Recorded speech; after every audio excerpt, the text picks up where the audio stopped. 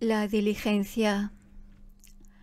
Tanto como la paciencia, hay que desarrollar la diligencia, pues la iluminación la encuentran los que la quieren con energía. De la misma manera que sin viento no hay movimiento, sin energía, diligencia, no hay posibilidades de mérito. ¿Qué es la diligencia? El regocijarse en la virtud. Se dice que lo contrario es la pereza, el apego al mal, el abatimiento y el menosprecio de uno mismo. La inercia o indiferencia, el gusto por el placer, el deseo de dormir y la no fatiga por el sufrimiento del ciclo de las existencias son los factores que dan nacimiento a la pereza. Atrapado por la trampa de las emociones perturbadoras, he de entrar en el laberinto de los nacimientos. ¿Por qué me olvido siempre de que la muerte ha llegado a la puerta de mi casa? ¿Acaso no ves que los que son de tu condición también mueren? Sin embargo, permaneces dormido como un búfalo frente al carnicero, mirando cómo el Señor de la muerte bloquea todos los caminos.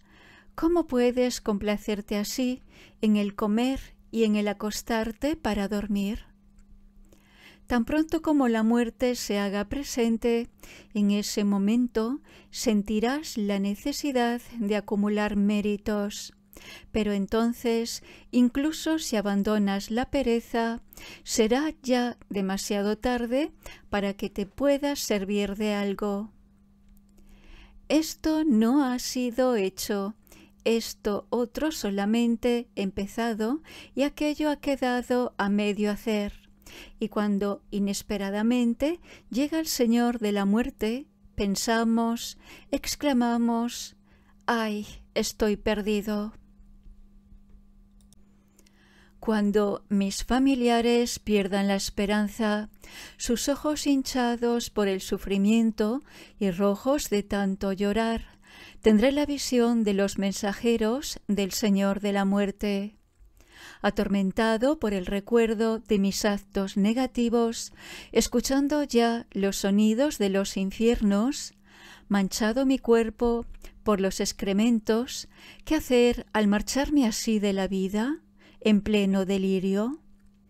Si tú mismo te agarras con ahínco a esta vida, tal como un pez vivo que se debate y salta sobre la arena, ¿qué decir de los sufrimientos insoportables de los infiernos a los que te has hecho acreedor por tus actos negativos?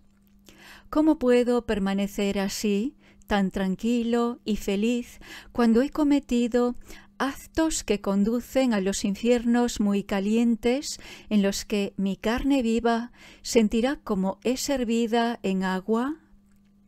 Grandes males son cultivados por los que son impacientes y por esos que desean obtener resultados sin hacer esfuerzo alguno. Tal como los dioses, cuando sean presa de la muerte, se lamentarán: he sido vencido por el sufrimiento. Habiendo obtenido este navío del cuerpo humano, libérate del gran río del sufrimiento. Es difícil obtener de nuevo este navío. No es el momento de dormir, insensato. Habiendo abandonado el supremo gozo del Dharma auténtico, causa de ilimitada alegría, ¿cómo puedes complacerte con trivialidades y dejarte arrastrar por las causas del sufrimiento? Debo aplicarme seriamente y sin desmayo en reunir las circunstancias favorables, controlarme perfectamente y, realizando la igualdad entre uno mismo y el otro, cambiar mi actitud egoísta respecto a los demás. No debo desanimarme diciéndome: ¿cómo podré yo, un ser insignificante, obtener la iluminación? Pues el Tathagata, que siempre dice la verdad, ha dicho al respecto: si se desarrolla la fuerza de la diligencia, aun esos que han sido diminutas moscas, mosquitos, abejas, insectos o gusanos, lograrán la iluminación insuperable, tan difícil de obtener. Yo mismo, que he nacido con este excelente cuerpo humano, que puedo distinguir el bien del mal, si no abandono la conducta del Bodhisattva, ¿por qué no voy a obtener la iluminación? Sin embargo, si me inspira miedo pensar que seré desmembrado, incapaz de distinguir entre lo que es pesado y ligero, burdo y sutil, caeré en la confusión y experimentaré el pánico. Durante innumerables kalpas, muchas veces he sido mutilado, desollado, quemado, agujereado, pero no he obtenido la iluminación. El sufrimiento que se experimenta en pos de la iluminación no es más que el que se experimenta al hacer una incisión en el cuerpo, a fin de suprimir el dolor y curar el mal. También los médicos, para curarnos, prescriben tratamientos desagradables. De igual modo, a fin de superar los muchos sufrimientos de las existencias, debo ser capaz de tolerar pequeñas molestias. Además, el médico supremo no utiliza los tratamientos comunes al uso. Con procedimientos muy dulces, cura grandes e inconmensurables males.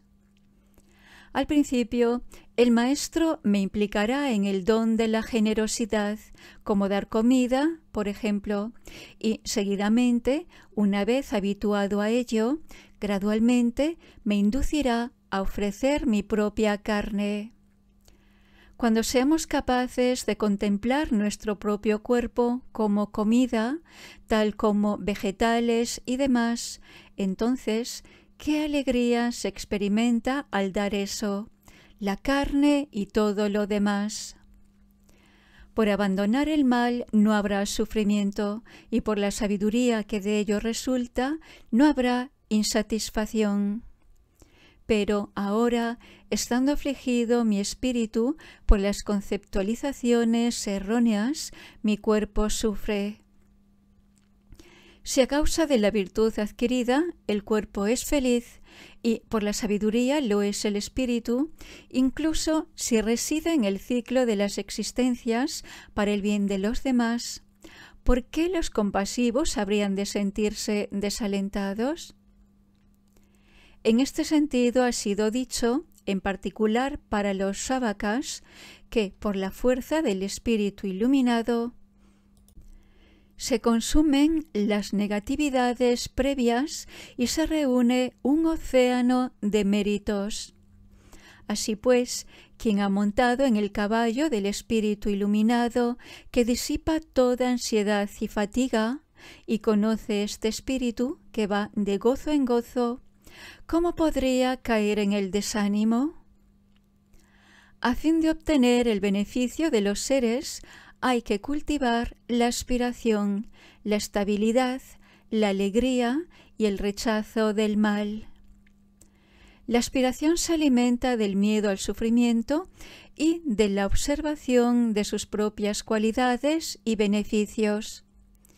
Así pues, hay que esforzarse para aumentar nuestra diligencia. Por la fuerza de un vigoroso autocontrol se abandonan las fuerzas contrarias a la aspiración, la autoconfianza, la alegría y la renuncia. Debo vencer por mí mismo innumerables defectos, propios y ajenos, aun cuando para acabar con cada uno de ellos necesite un océano de kalpas. Si no veo en mí ni tan siquiera una pequeña parte del esfuerzo que se necesita para extinguir estos defectos, ¿cómo es que no se me rompe el corazón ante los sufrimientos ilimitados que me esperan? Debo realizar por mí mismo muchas cualidades propias y ajenas, aunque cada una de estas cualidades requiera practicar durante un océano de kalpas. Pero nunca he desarrollado ni practicado ni tan siquiera una mínima parte de estas virtudes. Entonces, ¿cómo aprovechar la buena fortuna de este nacimiento sin acabar con el sinsentido de mis acciones? No me he regocijado propiciando grandes ceremonias, ni tampoco he hecho ofrendas a los victoriosos. No he ayudado a que se extienda la doctrina y no he hecho nada para satisfacer las necesidades de los pobres. No he dado coraje a los que tienen miedo, ni alivio a los afligidos. Solo he dado nacimiento al dolor en el vientre de mi madre y sufrimiento. Por mi falta de confianza en el Dharma, he tenido que sufrir numerosas privaciones, tanto en esta vida como en las anteriores. ¿Cómo he podido perder mi fe en el Dharma? Ha sido dicho por el Poderoso que la aspiración es la raíz de todas las cualidades de la virtud, y la raíz de la aspiración es siempre la meditación en el fruto y maduración de nuestros actos. El conjunto de sufrimientos, desgracias y miedos diversos y la separación de los seres amados surge de las acciones negativas. Asimismo, por las acciones virtuosas que surgen de la mente reflexiva, sea cuando y donde sea, con toda seguridad, se recibirán regalos y ofrendas como resultado de esta acumulación de virtud. Pero, haciendo el mal, aunque desee la felicidad, no importa cuándo y dónde sea, seré vencido por las armas del sufrimiento, resultado de los actos negativos. En cambio, a causa de la virtud, residiré en el corazón perfumado, fresco y espacioso de una flor de loto. Mi aspecto será radiante al ser alimentado por la dulce palabra del victorioso. Dotado con el supremo cuerpo de gozo, surgiré de un loto abierto por la luz del Poderoso, y como hijo del Sugata, viviré en presencia del victorioso.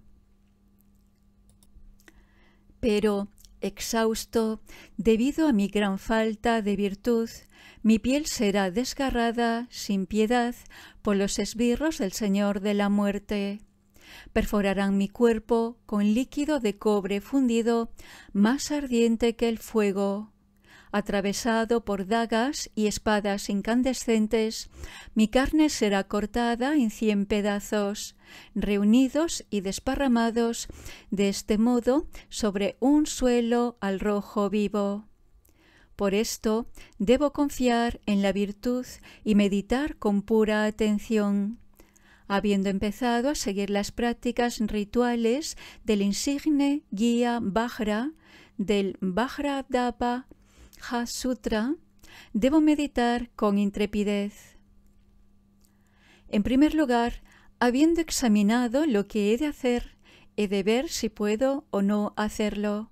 Si no puedo, es mucho mejor no hacerlo, pues una vez empezado, no debo dejarlo.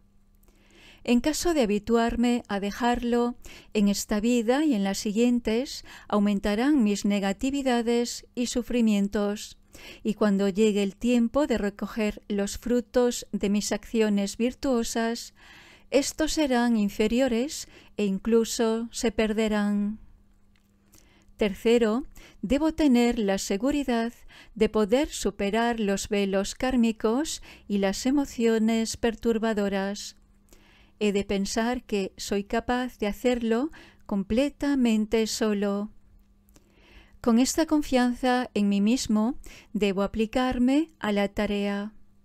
A causa de las emociones perturbadoras, la gente mundana carece de poder y es incapaz de realizar su propio bien. Por esto, puesto que son incapaces, debo hacerlo por ellos tanto como por mí. Si otros se aplican a tareas inferiores, ¿cómo es que yo permanezco así, sentado, sin hacer nada a causa de mi orgullo? Sería mejor para mí no darme tanta importancia. Cuando los cuervos encuentran una serpiente moribunda, planean en su torno como si fueran águilas. De igual modo, si mi confianza es débil, cualquier pequeña dificultad o caída me hará un gran daño. ¿Cómo es posible que, a causa de mi desánimo, deje de esforzarme en obtener la liberación, privándome así de ella por tan poca cosa? En cambio, si se genera un esfuerzo decidido, aun los mayores obstáculos, los más difíciles de superar, pueden ser vencidos. Por esto, si mi espíritu se mantiene estable, superaré todos los fallos y caídas. Pero si me dejo ganar por ellos, mi deseo de vencer los 3 mundos se convertirá en algo así como una broma. Debo mantenerme de esta manera, intrépido y tal como el hijo del victorioso, león entre los hombres. He de triunfar en todo y no ser vencido por nada. Los que son vencidos por su propio orgullo son turbados por las emociones y pierden su seguridad. Los que tienen confianza en sí mismos no pueden caer bajo el poder del enemigo, pero los que son orgullosos sucumben bajo el poder del enemigo. Lleno de emociones perturbadoras y de orgullo, seré conducido por éste a los reinos inferiores. Destruido el gozo de ser humano, me convertiré en un esclavo que come la comida de otros. Estúpido, ciego y débil, menospreciado por todos, seré considerado como uno de esos ascetas hinchados de orgullo. Si así acaban los que tienen ínfulas, dime, ¿hay algo más ínfimo que eso? Quien se mantiene empeñado en vencer al fiero enemigo del orgullo, ese tiene la intrepidez de los victoriosos y verdaderos héroes. Quien vence definitivamente al enemigo, el orgullo, en todos los campos, realiza el perfecto fruto del victorioso y satisface los deseos de todos los seres. Cuando me encuentre rodeado por la multitud de mis emociones perturbadoras y las haya de experimentar de 1000 maneras, tal como un león rodeado por una jauría de sabuesos, no debo dejarme afectar por ese montón de emociones. No debo dejarme dominar por las emociones perturbadoras, aun en los momentos de ansiedad o miedo, tal como un hombre que protege sus ojos en medio de la tormenta. Sería mejor para mí ser quemado, asesinado, incluso que me cortasen la cabeza, que ceder ante el enemigo de las emociones perturbadoras siempre presentes. Así pues, en todas las situaciones no debo hacer otra cosa que lo correcto. Tal como los niños buscan la felicidad en el juego, el Bodhisattva es atraído por la acción altruista, sea la que sea. Siempre alegre, nunca tiene suficiente. Aunque se trabaja con el propósito de la felicidad, es incierto el que se consiga o no. Pero, ¿cómo pueden no trabajar felices quienes son felices por la acción misma? Si nunca me parecen suficientes los placeres, que son como miel untada en el filo de una hoja de afeitar, en cambio, ¿cómo es que me parece suficiente la acumulación de virtud que procura la perfecta maduración de la dicha y la paz? Por esto, una vez llevado a cabo un trabajo, el Bodhisattva se sumerge en otro, tal como un gran elefante, atormentado por el sol del mediodía, se sumerge en el primer lago que encuentra. Si mis fuerzas declinan, debo dejar lo que estoy haciendo para acabarlo después. Finalmente, cuando el trabajo está perfectamente acabado, debo olvidarlo y pensar ya solamente en el siguiente. Espontáneamente, tal como hace un guerrero experimentado al encontrarse en el campo de batalla con las armas del enemigo, debo sortear hábilmente las emociones perturbadoras del ejército enemigo. Si su espada cae en el campo de batalla, llevado por el miedo, la recupera rápidamente. De igual modo, si yo pierdo la espada de la atención sostenida, he de recuperar rápidamente la conciencia por miedo a caer en los infiernos. Tal como un veneno penetra en el cuerpo transportado por la sangre, asimismo, las emociones perturbadoras permiten que las negatividades penetren en mi espíritu. Así pues, debo practicar con gran cuidado, tal como un hombre que transporta un recipiente lleno de aceite de mostaza al que acompaña un verdugo blandiendo una espada, dispuesto a matarle si derrama una gota. Si una serpiente se desliza en nuestro regazo, nos levantamos rápidamente para sacudirla. Asimismo, si la pereza y el sueño se hacen fuertes, debo rechazarlos enseguida. Cada vez que incurra en una falta, debo criticarme y pensar en ello durante largo tiempo, para que no vuelva a producirse de nuevo. Así, por esta causa, se dice que, en situaciones parecidas, para adquirir el hábito mismo de la atención, debemos acudir a los sabios que la conocen. Ante cualquier acción que deba hacer, antes de hacerla, debo recordar con fuerza los consejos recibidos sobre la atención y aplicarme entonces a ello con gozosa confianza. Tal como el algodón obedece al viento, yendo y viniendo a su tenor, del mismo modo, he de realizarlo todo con el gozoso control de la atención. En este 7º capítulo del Bodhisattva Charyavatara se ha explicado la diligencia. La concentración.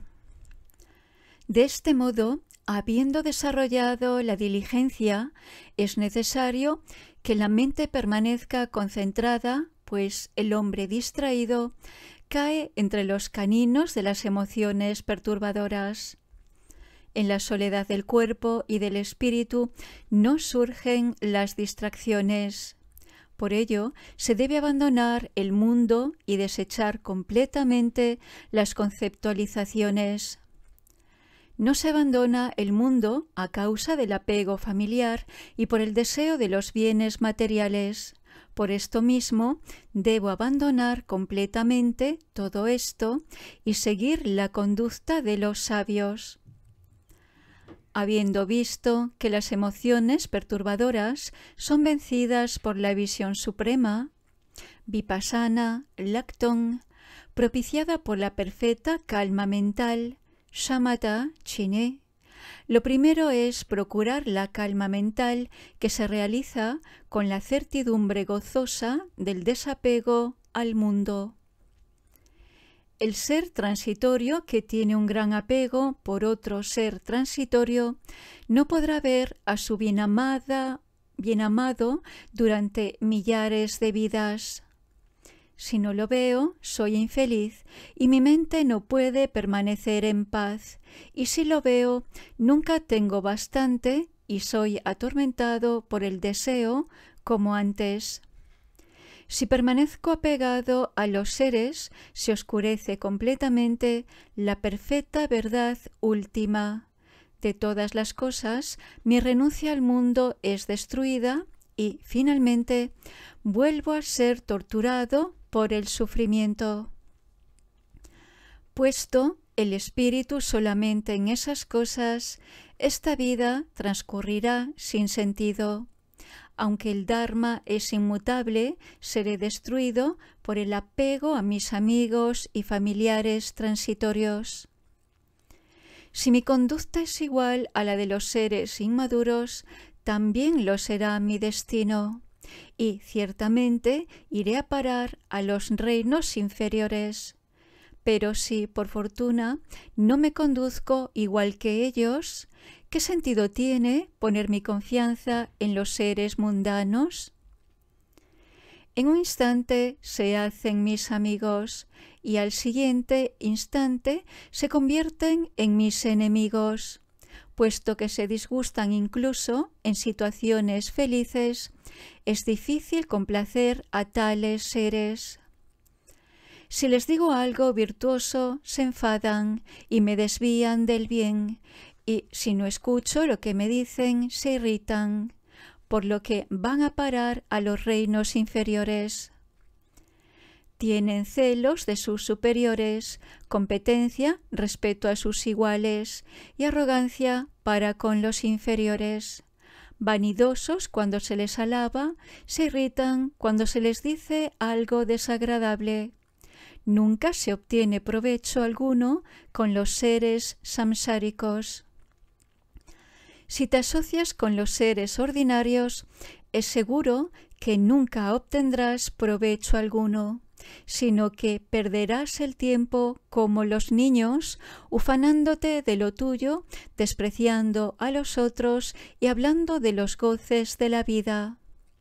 Por esto, relacionarse con los demás de esta manera solamente trae miseria. Puesto que ellos no me pueden aportar beneficio alguno, tampoco yo a ellos. He de huir lejos de los seres mundanos. Si me los encuentro, debo complacerlos, pero no intimar con ellos. He de limitarme a ser correcto sin más. Tal como la abeja que toma la miel de las flores, debo cultivar solo lo que es bueno para el Dharma y permanecer indiferente como si nunca los hubiese visto antes. Si poseo riquezas, honores y me regocijo mucho por ello, alimentando así mi propia importancia, experimentaré miedo en el momento de la muerte. Por eso, sea cual sea el objeto al que la mente confusa se apega, todo eso que se ha atesorado se convierte en un sufrimiento 1000 veces mayor. El que es hábil no se debe apegar, pues el apego trae el miedo. Habiéndolo entendido perfectamente, los que son firmes rechazan las cosas de esta índole.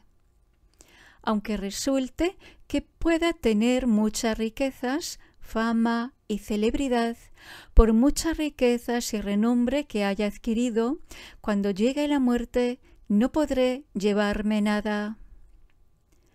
¿Por qué regocijarme cuando me alaban si otros me desprecian? ¿Por qué disgustarme cuando me desprecian si otros me alaban? Si incluso el victorioso no pudo complacer las múltiples aspiraciones de los seres, ¿qué necesidad de mencionar a un ser inferior como yo? Por esto, quiero abandonar la intención de relacionarme con los seres mundanos. Desprecian a los que no tienen dinero y hablan mal de los que lo tienen.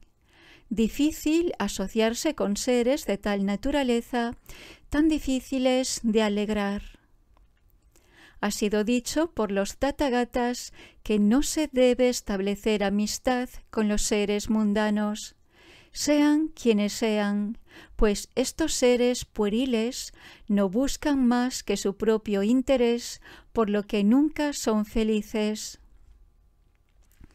¿Cuándo podré habitar en los bosques, junto a los animales, los pájaros y los árboles, que no me dicen nada desagradable y están felices con mi compañía? He de vivir al pie de un gran árbol, en una cueva o en algún templo vacío. no mirar nunca atrás y cultivar el desapego. ¿Cuándo podré habitar al fin en un lugar que no considere mío, amplio y vacío, en el que pueda conducirme sin apego?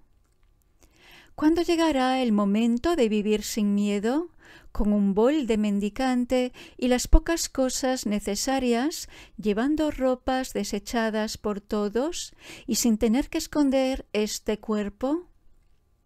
Instalado en un cementerio, ¿cuándo entenderé que mi cuerpo y los esqueletos de los otros están por igual en el camino de la destrucción? Entonces, a causa del olor de mi cuerpo mismo, incluso las raposas evitarán mi proximidad. Así, de este modo, es como acabaré.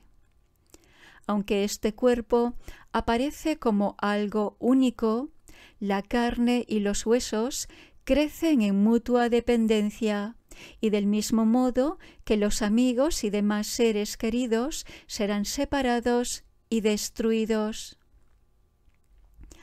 He nacido solo y también moriré solo. Este aspecto del sufrimiento no puede ser redimido por otro.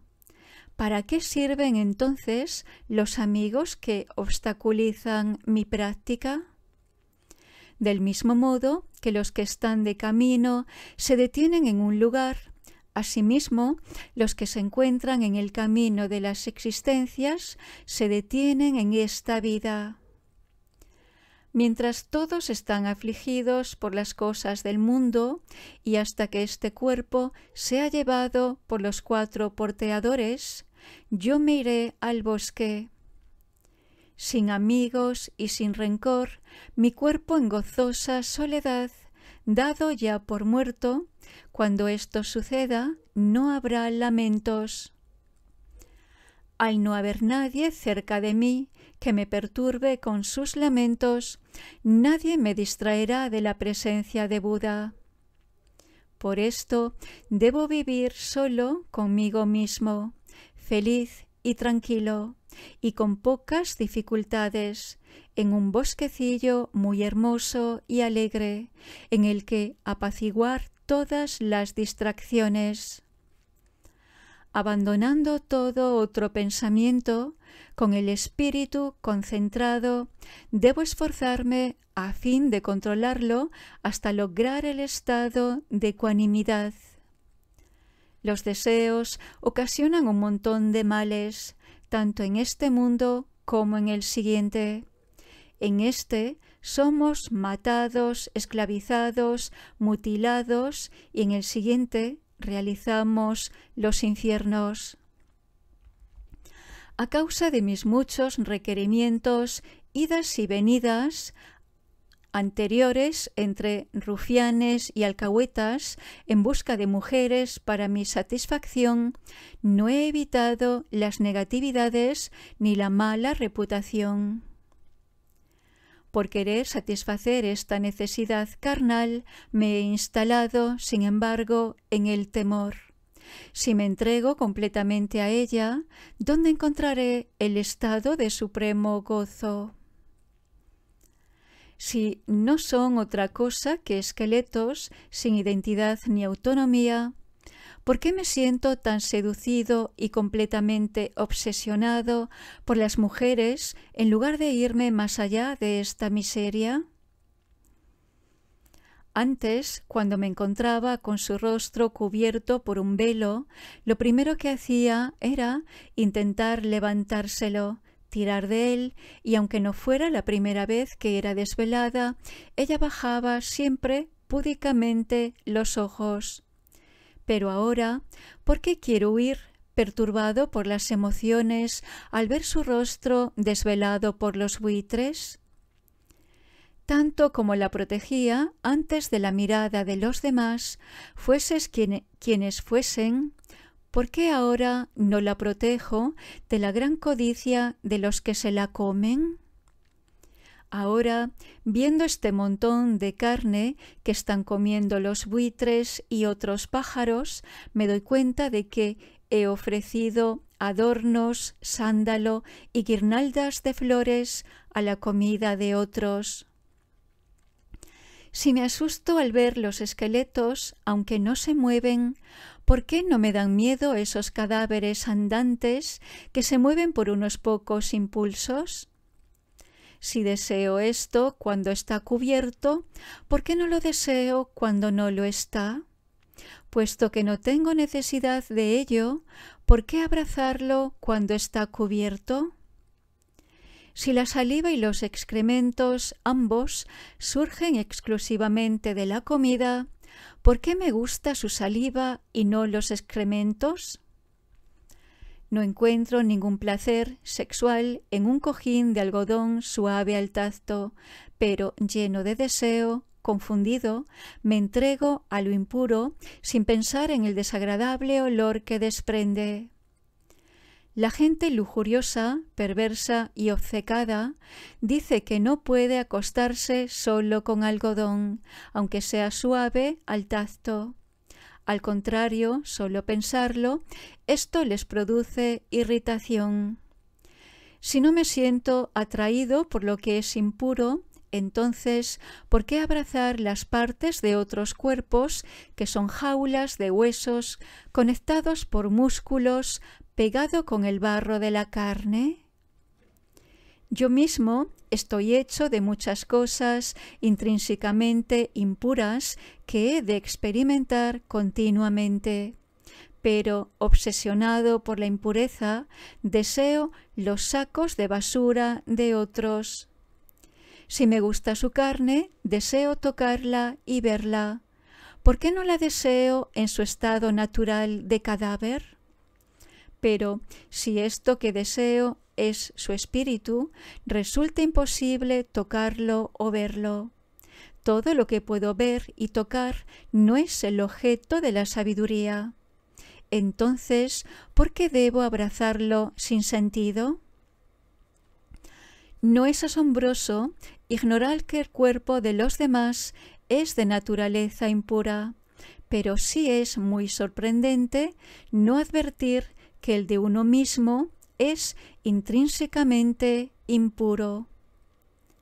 Habiendo rechazado el joven loto abierto a los rayos del sol libre de nubes, ¿cómo es que me regocijo en una jaula de impurezas, arrastrado por la debilidad de mi espíritu impuro? Si no deseo tocar una ropa o lugar manchado de excrementos, ¿cómo es que deseo tocar el cuerpo del que surgen?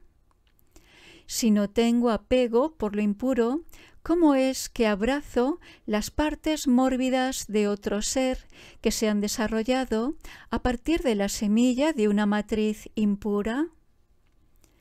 El hecho es que no experimento deseo alguno por un pequeño gusano sucio, salido de la basura. ¿Cómo puedo entonces desear un cuerpo por naturaleza impuro, nacido también de la basura?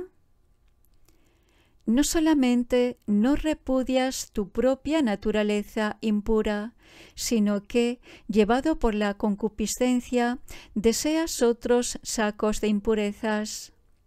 Incluso la comida más deliciosa y agradable, tal como el arroz cocido y los vegetales, cuando se escupe o cae de la boca, ensucia el suelo en el que cae. Si dudas de la impureza del cuerpo, aunque sea evidente, has de ir a los cementerios y mirar en lo que se han convertido los cuerpos impuros de otros arrojados ahí. Cuando la piel se abre, produce un gran espanto. ¿Cómo, una vez conocida la evidencia, puedo aún experimentar placer? El perfume con el que se unta el cuerpo, tal como el de sándalo y otros, no es el olor de su cuerpo. Entonces, ¿por qué me siento atraído por él a causa de algo que no le pertenece?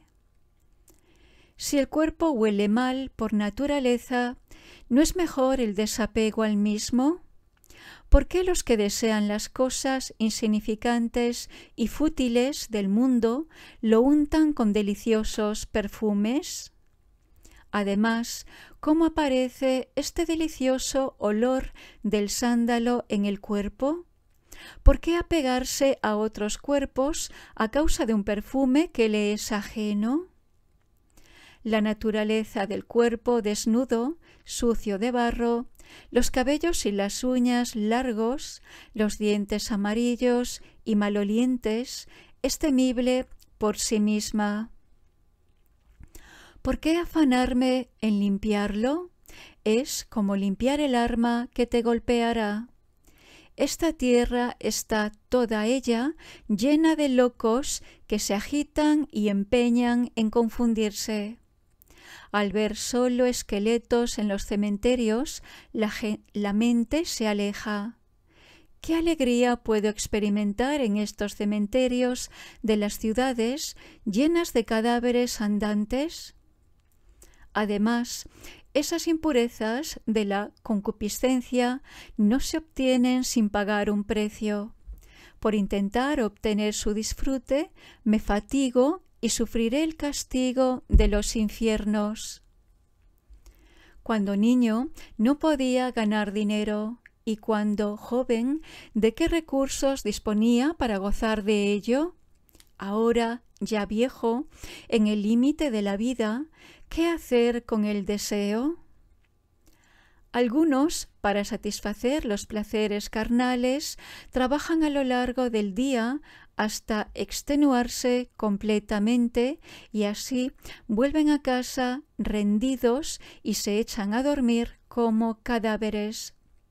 Otros experimentan las inquietudes del viaje y sufren mucho al tener que irse lejos. Durante largo tiempo no pueden ver su familia ni mujeres tal como desean. Los hay que, confundidos por el deseo de enriquecerse, se venden a tal fin, sin obtener nada. Desorientados, son empujados por las acciones de otros, lejos de sus propósitos. Aún hay otros que venden sus cuerpos y, sin poder alguno, se convierten en esclavos. Incluso cuando sus mujeres paren, abandonan a sus niños junto a un árbol, cerca de algún monasterio o ermita solitaria. También los hay que, locos, engañados por su deseo de ganarse la vida y hacer fortuna, entran en los campos de batalla con el temor de perderla y, en su búsqueda de la fortuna, acaban haciéndose esclavos. Algunos más, debido a su ambición, son mutilados, otros son empalados en un agudo bastón, apuñalados e incluso quemados. Esto es sabido. Es conveniente conocer el montón de problemas sin fin que traen las riquezas. Se vive atormentado por las ganancias, el ahorro y las pérdidas, y por apego a las mismas se pierde la oportunidad de liberarse del sufrimiento de las existencias. Todos esos, esclavos del deseo, experimentan mucho sufrimiento y algún pequeño alivio, pues tal como los animales de tiro pueden comer de vez en cuando un poco de hierba. A causa de este pequeño y vulgar provecho que incluso los animales de tiro pueden obtener, afligido por mis acciones, pierdo esta rara oportunidad del perfecto nacimiento humano, con sus libertades y adquisiciones. Ciertamente, lo que se desea será destruido, y caeremos entonces en los infiernos. Sin embargo, las fatigas y dificultades que surgen durante el tiempo empleado en obtener la budidad no son grandes. Las dificultades para obtener el estado de Buda, para los que se aplican en el camino de la iluminación, son una millonésima parte de las que experimentan los que están poseídos por el deseo. que soportan grandes sufrimientos sin conseguir la iluminación. Conviene contemplar los sufrimientos de los infiernos y demás reinos de existencia. Las armas, el veneno, el fuego, los precipicios, nada de todo eso es comparable al daño causado por los deseos, nuestros enemigos. Así, escarmentado por el deseo, experimentaré la alegría de vivir en lugares solitarios, en la paz de los bosques vacíos de querellas y emociones perturbadoras.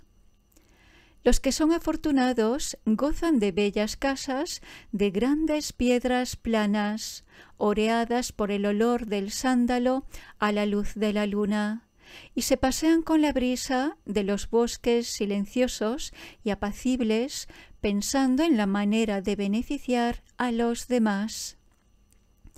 Residen tanto como quieren en casas vacías, al pie de los árboles y en grutas, y por haber abandonado el sufrimiento de tener que apropiarse o retener algo, sea lo que sea, viven a su aire, muy relajados.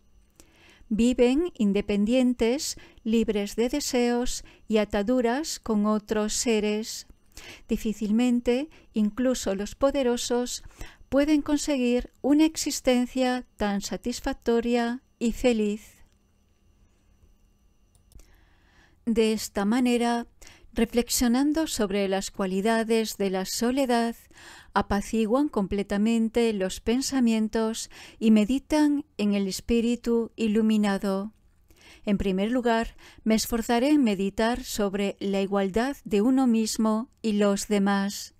Puesto que todos deseamos la felicidad y rechazamos el sufrimiento, protegeré por igual a todos los seres. Aunque el cuerpo está hecho de distintas partes y miembros, para protegerlo completamente se considera que es uno. De la misma manera, la dicha y las penas de los diversos seres, todos deseosos de felicidad como yo, se deben considerar como siendo de uno mismo. El sufrimiento que experimento no es dañino para el cuerpo de los otros, y si yo sufro de un modo insoportable, es por considerarlo como propio. Igualmente, aunque los sufrimientos de los demás no caen sobre mí, al considerar su sufrimiento como propio, se hace difícil de soportar. He de aliviar el sufrimiento de los demás seres. Al fin y al cabo, es sufrimiento, lo mismo que el mío, y debo beneficiarles porque son seres sensibles lo mismo que yo. Desde el momento en que yo y el otro, ambos, deseamos por igual la felicidad, ¿por qué me esfuerzo especialmente en lograr solo mi propia felicidad? De la misma manera que ambos, tanto el otro como yo, no deseamos el sufrimiento, ¿qué hay de especial en mí? ¿Por qué me protejo yo y no al otro? Sin embargo, ¿por qué protegerles si su sufrimiento no me causa daño alguno? Si es así, ¿por qué me protejo del sufrimiento por venir que aún no me daña? Existe la idea y el pensamiento erróneo de atribuirnos la experiencia por venir, pero el que muere y el que nace, uno y otro, son radicalmente distintos. Sin duda alguna, cuando hay sufrimiento, nos protegemos del mismo, pero el sufrimiento del pie no es el de la mano. ¿Por qué lo protege entonces? Aunque quizá este ejemplo no sea el apropiado, esto sucede a causa del apego a mi persona, y lo que no es cierto para mí ni para los otros debe poder ser abandonado. Se dice que el continuo mental y los agregados son tan ilusorios como un rosario o un ejército. Si no hay quien sufra, entonces, ¿quién puede llegar a controlarlo? No hay propietario del sufrimiento, y si no hay manera de distinguirlo en sí mismo, ¿por qué doy aquí por sentado que he de eliminarlo? ¿Por qué combatir el sufrimiento? Lo dicen todos sin discusión. Si el sufrimiento debe ser apartado, que lo sea para todos, y si no debe serlo, que no lo sea para nadie, tampoco para mí. Puesto que la compasión trae gran sufrimiento, ¿por qué insistir en desarrollarla? Pero si considero el sufrimiento de los seres, ¿cómo arredrarme ante el gran sufrimiento de la compasión? Si el sufrimiento de muchos se extingue con el sufrimiento de uno, los dotados de amor compasivo tomarán para sí mismos el sufrimiento propio y el ajeno. Aunque el Bodhisattva Supusa Chandra, hermosa flor de luna, sabía el daño que el rey le haría, para salvar a numerosos desgraciados, no delató a nadie y asumió el sufrimiento de todos. Así, habiendo habituado a la mente a complacerse en aliviar el sufrimiento de los demás, tal como un pato silvestre se sumerge en un lago de lotos, el Bodhisattva entra sin temor en el más profundo de los infiernos. Si liberar a los seres es motivo de un océano de alegría, ¿cómo no me puede parecer insuficiente desear solo mi propia liberación? No me consideraré un prodigio ni me sentiré orgulloso por hacer el bien de los demás, y no esperaré recompensa alguna, pues únicamente el beneficio de los demás es la causa de mi completa alegría.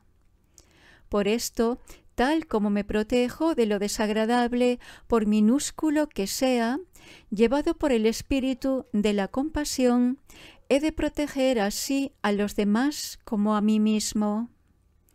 Por la fuerza de la costumbre, aunque carezco de sustancia o base propia, identifico la noción del yo con las gotas de esperma y de sangre provenientes de otros, de mis padres. Entonces, ¿cómo es que no considero el cuerpo de los otros tanto como el mío? Puesto que no me es difícil ver que mi cuerpo es también proveniente de otros. Habiendo entendido los defectos del amor propio y el océano de cualidades del amor altruista, abandonaré completamente el apego y me entregaré a los demás. Tal como considero las manos y demás miembros del cuerpo, así del mismo modo, ¿por qué no considero a los demás seres como miembros vivos del ser transmigrante que soy? Si tengo el hábito de considerar como propio este cuerpo que no tiene yo, ¿por qué no generar el hábito de pensar en los demás seres del mismo modo? Así pues, aunque procure el beneficio de los demás, no surgirá en mí ni la presunción ni la vanidad, tal como al comer no surge en mí la esperanza de ser recompensado. Por eso, tal como me protejo de lo desagradable, por nimio que sea, debo familiarizarme con el espíritu de la compasión que protege a los seres transmigrantes. De este modo, el protector Avalokitesvara, llevado por su gran compasión, consagró incluso su nombre para liberar de los miedos del samsara a los seres transmigrantes. No tengo que evitar lo que es difícil, por la fuerza de la costumbre, incluso aquello que tan solo con escuchar su nombre me hacía temblar, eso mismo ahora no me causa ninguna inquietud.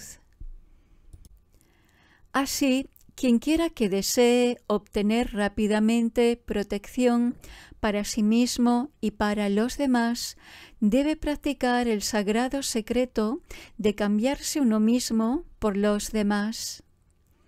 Debido al apego que tengo a mi cuerpo, hasta el menor peligro me inspira miedo. Si el miedo nace del apego a este cuerpo, ¿por qué no lo rechazo como enemigo que es?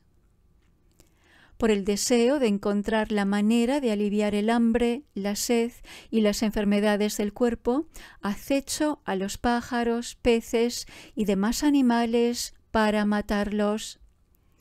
A fin de obtener provecho y servidores al precio que sea, incluso soy capaz de matar a mi padre y a mi madre y robar las ofrendas hechas a las 3 supremas joyas.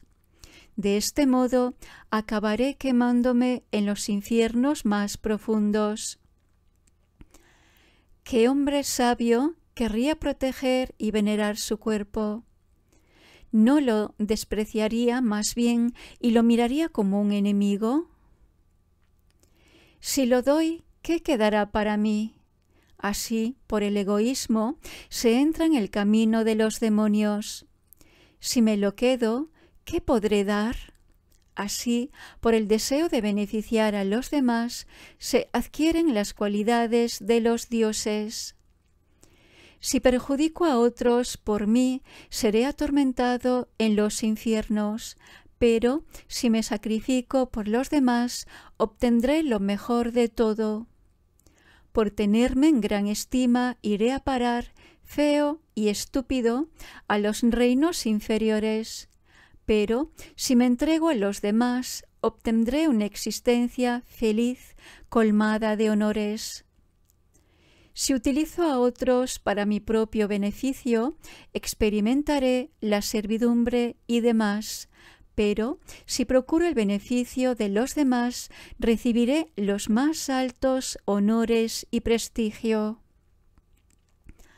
Tanta como sea la felicidad de este mundo, todo proviene del deseo de hacer felices a los demás, y tanto como sea el sufrimiento del mundo, todo él surge del deseo del propio beneficio. ¿Para qué extenderme en más explicaciones? Los niños buscan su propio beneficio. Los munis, los poderosos, procuran el beneficio de los demás. Ved, precisamente, esta es la diferencia. Si no cambio, de verdad, mi felicidad por el sufrimiento de los demás, no obtendré la budeidad y seré igualmente infeliz en la rueda de las existencias. Dejando de lado lo que trasciende al mundo, si los servidores no hacen su trabajo y los señores no les pagan, tampoco las necesidades de esta vida podrán ser cubiertas. Por causar sufrimiento a los demás, pierdo completamente el gusto por lo mejor, la obtención de la felicidad, la que se ve y la que no se ve, y, confundido, me agarro al sufrimiento inextinguible. Si todo el dolor inmenso de los mundos, el miedo y el sufrimiento, todo esto surge de la fijación del yo, ¿por qué proteger a este gran demonio? No es posible evitar el sufrimiento si no se abandona completamente el yo, tal como podemos dejar de quemarnos si no nos separamos del fuego. Por esto, porque debo aliviar mi propio dolor y apaciguar el sufrimiento de los demás, he de entregarme enteramente a los otros y cuidarlos como a mí mismo. Yo estoy al servicio de los demás. Tu mente ha de tener una completa certidumbre de esto. A partir de ahora, no has de pensar en ninguna otra cosa que en el beneficio de todos los seres. No es correcto utilizar para el propio beneficio la vista y demás sentidos que están al servicio de los demás. Por esto sería incorrecto emplearlos para otra cosa que no sea para su servicio. Así, viendo que lo principal son los seres sensibles, para lograr su beneficio, he de poner mi cuerpo a su disposición, aunque me lo arrebaten.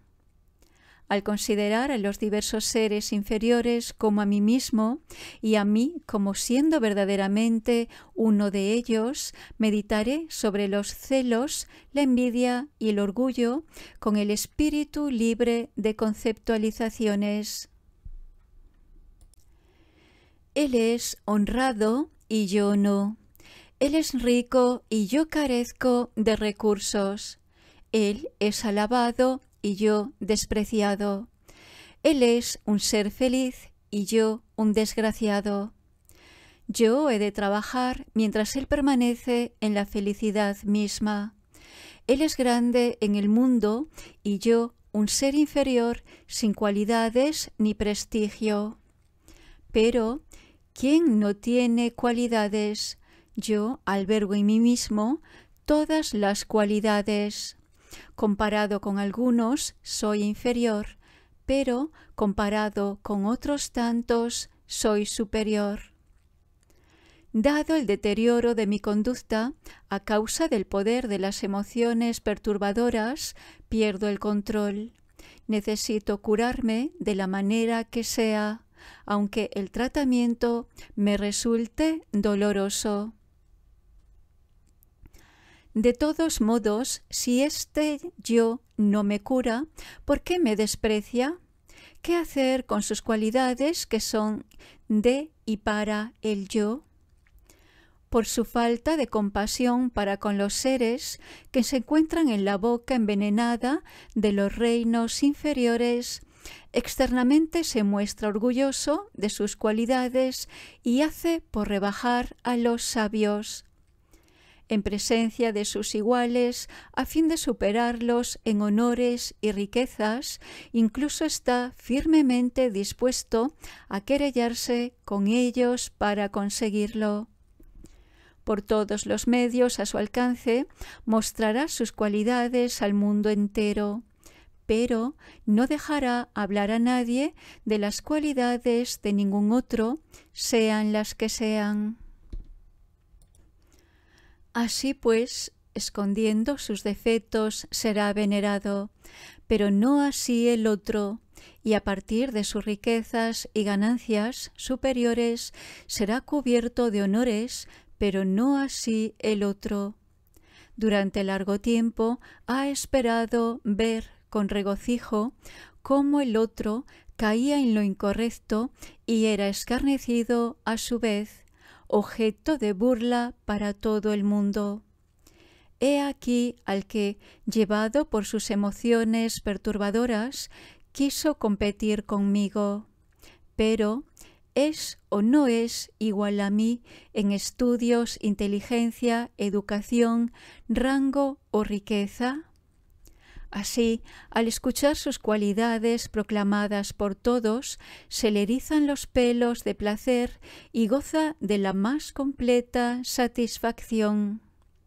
Incluso si el otro tiene aún alguna posesión o riqueza, si trabaja para él, le dará justo lo necesario para sobrevivir y le arrebatará lo que le queda.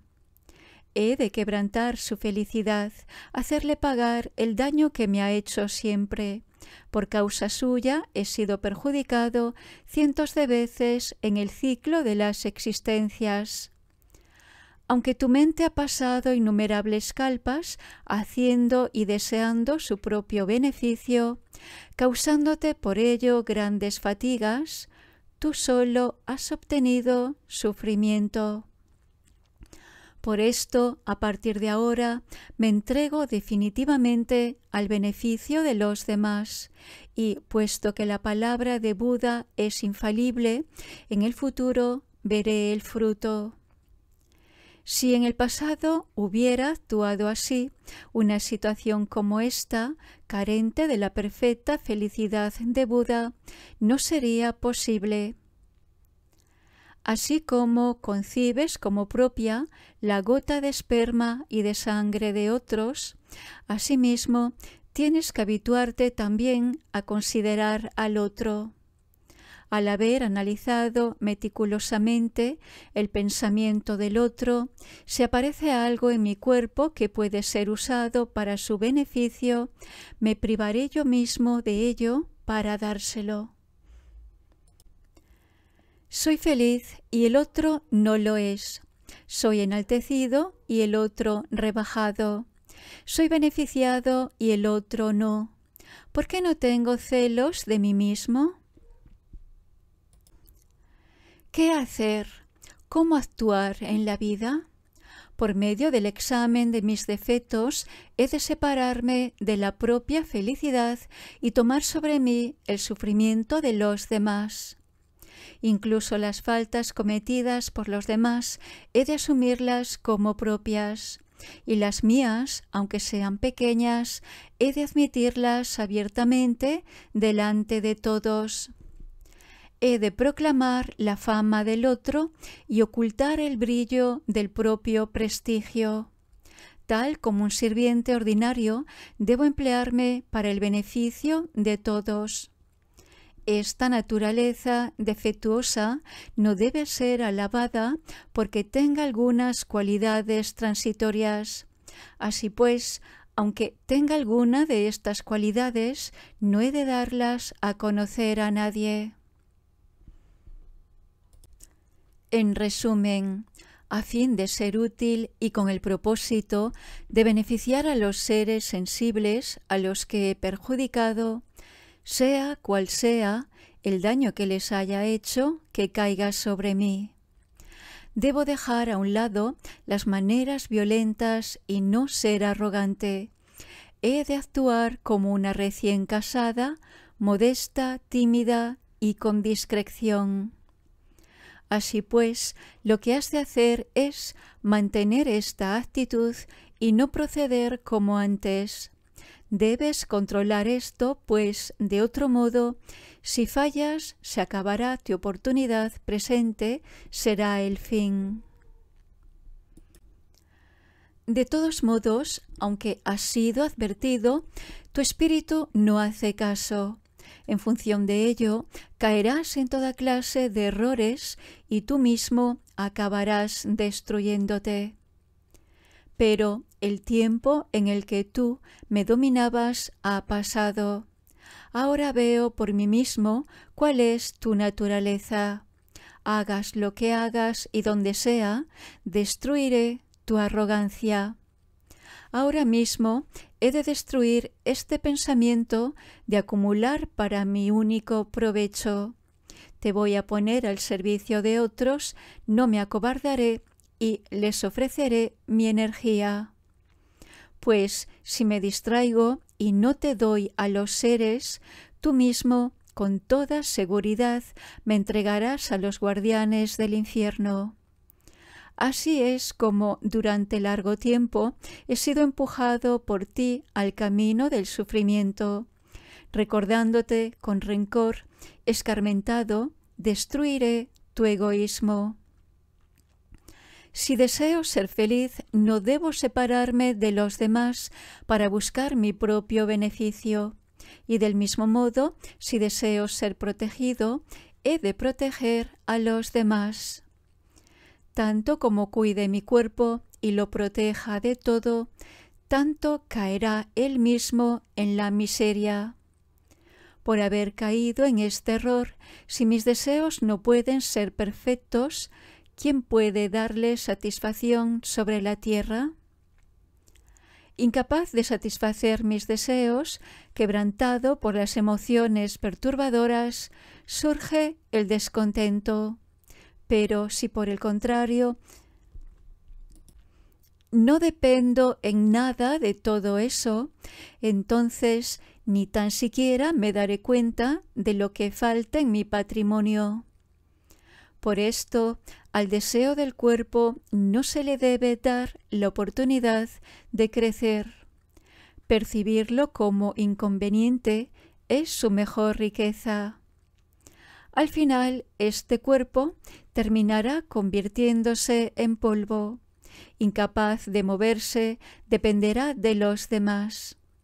¿Por qué debo considerarme como siendo esta cosa impura e insoportable? Viva o muerta, ¿para qué me puede servir esta máquina?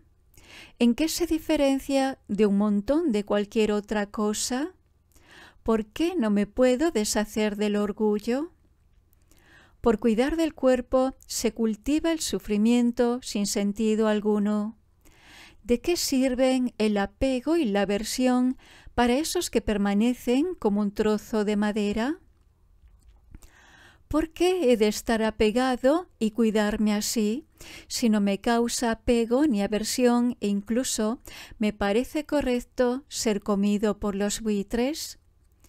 Puesto que incluso mi cuerpo no conoce el enfado cuando lo menosprecio, ni se alegra cuando lo elogio, ¿por qué he de apesadumbrarme por él? Pero el caso es que este cuerpo y yo somos hermanos y le deseo lo mejor. Todos los seres aman su propio cuerpo. Siendo así, ¿cómo es que no me regocijo con el deseo de lo mejor para su cuerpo? Para beneficiar a los seres he de entregarles este cuerpo, libre de todo apego, aunque son muchas mis faltas y debo experimentar sus consecuencias, he de conservarlo para ellos. Así pues, basta ya con esta actitud infantil.